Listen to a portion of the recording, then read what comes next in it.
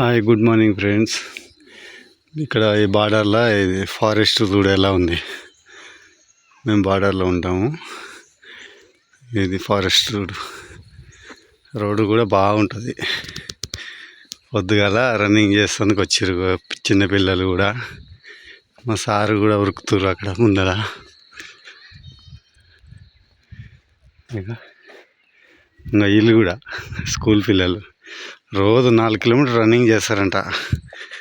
ఆ అమ్మాయి 8th class అవుతుందంట. అలా ఎట్లా ఉరుకుతుంది చూడు,